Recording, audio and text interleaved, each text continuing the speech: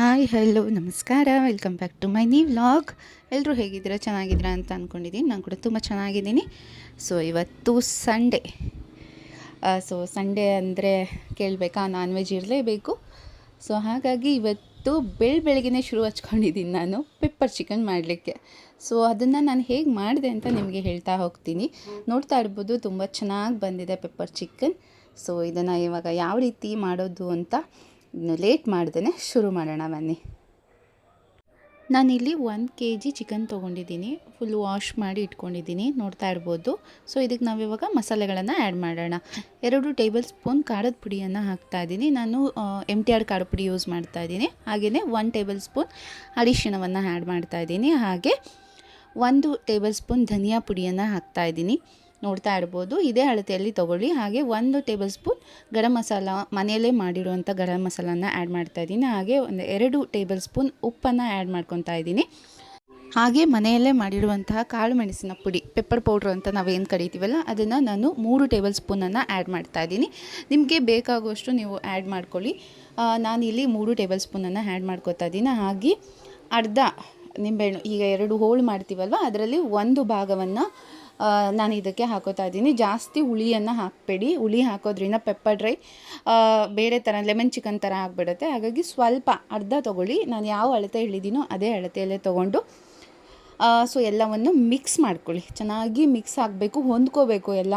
ಇದು ಎಷ್ಟು ಹೊಂದ್ಕೊಳ್ಳುತ್ತೋ ಅಷ್ಟು ಚೆನ್ನಾಗಿ ಟೇಸ್ಟಿಯಾಗಿ ಬರುತ್ತೆ. ಇಲ್ಲಾಂದರೆ ಉಪ್ಪು ಹುಳಿ ಖಾರ ಯಾವುದಕ್ಕೂ ಅಂಟಿಲ್ಲ ಅಂತಂದರೆ ಪೆಪ್ಪರ್ ಚಿಕನ್ ಸಪ್ಪೆ ಸಪ್ಪೆ ಥರ ಆಗಿಬಿಡುತ್ತೆ. ಸೊ ಚೆನ್ನಾಗಿ ಮ್ಯಾರಿನೇಟ್ ಮಾಡಿಕೊಂಡು ಒಂದು 20 ನಿಮಿಷ ಮ್ಯಾರಿನೇಟ್ ಆಗೋಕ್ಕೆ ಬಿಟ್ಬಿಡಿ. ಸೊ ಇವಾಗ 20 ನಿಮಿಷ ಆಗಿದೆ. ಸೊ ಇವಾಗ ನಾವು ಒಗ್ಗರಣೆಯನ್ನು ತಯಾರು ಮಾಡ್ಕೊಳ್ಳೋಣ. ಒಂದು ಬಾಣಲಿಯನ್ನು ಇಟ್ಬಿಟ್ಟು ಅದು ಕಾದ ಮೇಲೆ ಅದಕ್ಕೆ 4 ಅಥವಾ 5 ಟೇಬಲ್ ಸ್ಪೂನ್ ಎಣ್ಣೆಯನ್ನು ಹಾಕ್ಕೊಳ್ಳಿ. ನಿಮ್ಮ ಮನೇಲಿ ಎಷ್ಟು ಎಣ್ಣೆ ಯೂಸ್ ಮಾಡ್ತೀರಲ್ವ ನೋಡಿಕೊಂಡು ಹಾಕ್ಕೊಳ್ಳಿ. ನಾನು ಇಲ್ಲಿ 5 ಟೇಬಲ್ ಸ್ಪೂನ್ ಎಣ್ಣೆಯನ್ನು ತೊಗೊಂಡಿದ್ದೀನಿ. ಹಾಗೆ ಇದಕ್ಕೆ 1 ಟೇಬಲ್ ಸ್ಪೂನ್ ತುಪ್ಪವನ್ನು ಸೇರಿಸ್ಕೊತಾ ಇದ್ದೀನಿ. ತುಪ್ಪ ಹಾಕೋದ್ರಿಂದ ಸ್ವಲ್ಪ ಫ್ಲೇವರ್ ಕೊಡುತ್ತೆ. ನೀವು ಬಟರ್ ಕೂಡ ಯೂಸ್ ಮಾಡ್ಬೋದು. ನಾನಿಲ್ಲಿ 1 ಟೇಬಲ್ ಸ್ಪೂನ್ ತುಪ್ಪವನ್ನು ತೊಗೊಂಡಿದ್ದೀನಿ. ತುಪ್ಪ ಎಣ್ಣೆ ಬಿಸಿ ಆದಮೇಲೆ ಇದಕ್ಕೆ ನಾವು ಮೇನ್ ಇಂಗ್ರೀಡಿಯೆಂಟ್ಸ್ ಅಂತಲೇ ಹೇಳ್ಬೋದು. ಬೆಳ್ಳುಳ್ಳಿಯನ್ನು ಚೆನ್ನಾಗಿ ತೊಳೆದು ನಾನು ಸಿಪ್ಪೆ ಸಮೇತನೇ ಚಿಕ್ಕದಾಗಿ ಎತ್ಕೊಂಡಿದ್ದೀನಿ. ಹಾಗೆಯೇ ಒಂದು 15 ಮೆಣಸಿನ್ಕಾಯಿನ ಸೀಳ್ಕೊಂಡಿದ್ದೀನಿ. ಹಾಗೆಯೇ ಒಂದು 3 ಈರುಳ್ಳಿಯನ್ನು ಉದ್ದುದ್ದ ಕಟ್ ಮಾಡ್ಕೊಂಡಿದ್ದೀನಿ.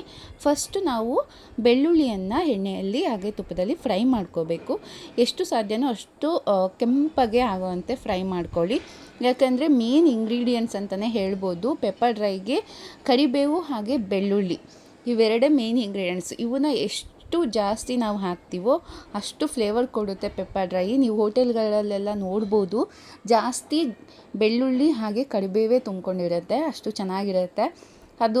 ಅದ್ರ ಜೊತೆಗೆ ಚಿಕನ್ ಜೊತೆನೇ ಈ ಬೆಳ್ಳುಳ್ಳಿನೂ ಕೂಡ ಸೇರಿಸ್ಕೊಂಡು ನಾವು ತಿಂತಾಯಿದ್ರೆ ಅದ್ರ ಮಜಾನೇ ಬೇರೆ ಆಗಿರುತ್ತೆ.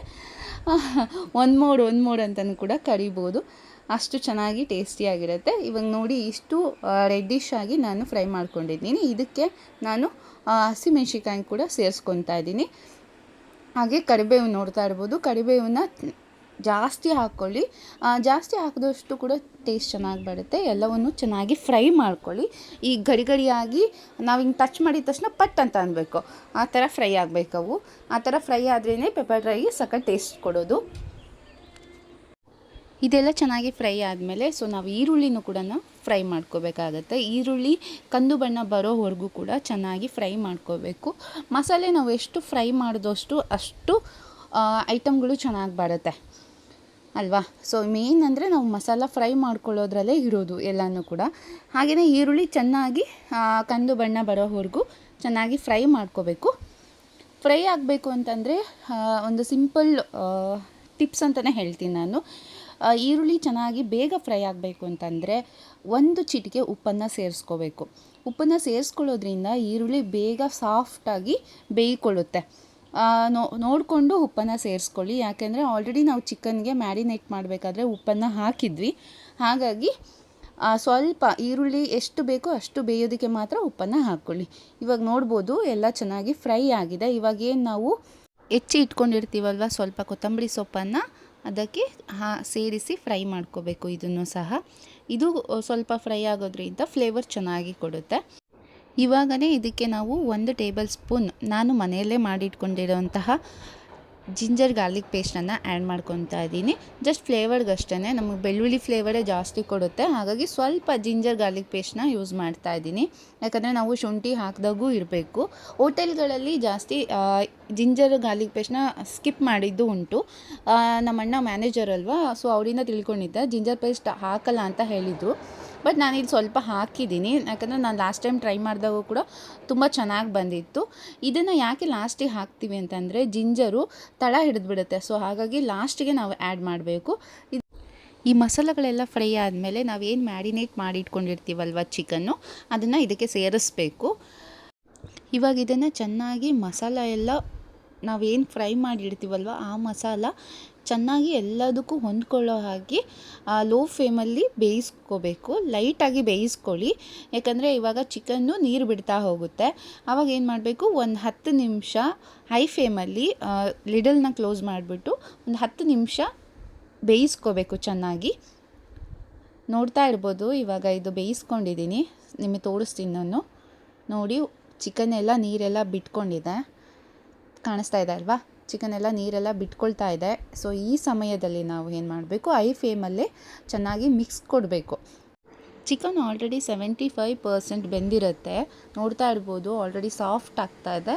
ಇವಾಗ ನಾವು ಇದಕ್ಕೆ ಒಂದು 2 ಟೇಬಲ್ ಸ್ಪೂನ್ ಪೆಪ್ಪರ್ ಪೌಡ್ರನ್ನು ಆ್ಯಡ್ ಮಾಡಬೇಕು. ಯಾಕೆ ಅಂದರೆ ಸ್ವಲ್ಪ ನಮಗೆ ಬ್ಲ್ಯಾಕಿಶ್ ಬರಬೇಕಲ್ವ, ಸ್ವಲ್ಪ ಕಲರ್ಗೂ ಕೂಡ ಈ ಸಮಯದಲ್ಲಿ ನಾವು ಪೆಪ್ಪರನ್ನು ಆ್ಯಡ್ ಮಾಡೋದ್ರಿಂದ ಕಲರ್ ಚೆನ್ನಾಗಿ ಬರುತ್ತೆ. ಹಾಗೆ ಇನ್ನೇನು ಉಳಿದಿತ್ತಲ್ವ, ಸ್ವಲ್ಪ ಕೊತ್ತಂಬರಿ ಸೊಪ್ಪನ್ನು ಆ್ಯಡ್ ಮಾಡಿಕೊಂಡು ಒಂದು 10 ನಿಮಿಷದ ಕಾಲ ನಾವು ಲೋ ಫ್ಲೇಮಲ್ಲೇ ಇದನ್ನು ಲಿಡಲ್ ಕ್ಲೋಸ್ ಮಾಡಿಬಿಟ್ಟು ಚೆನ್ನಾಗಿ ಬೇಯಿಸ್ಕೋಬೇಕು.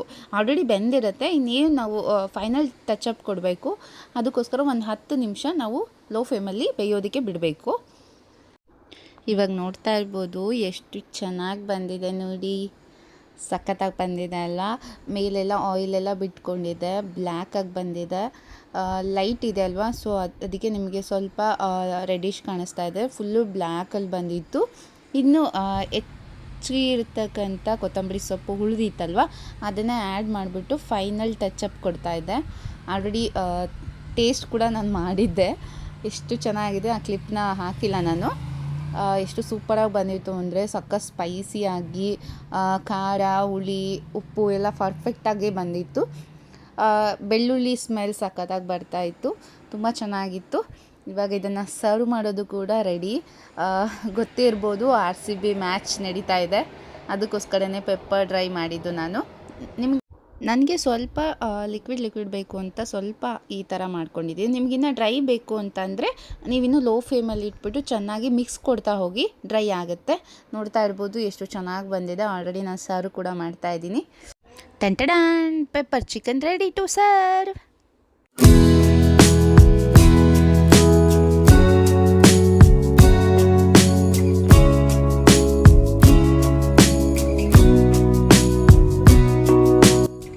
ಗೈಸ್ ನೋಡಿದ್ರಲ್ವಾ ಪೆಪ್ಪರ್ ಚಿಕನ್ ಯಾವ ರೀತಿ ಮಾಡೋದು ಅಂತ.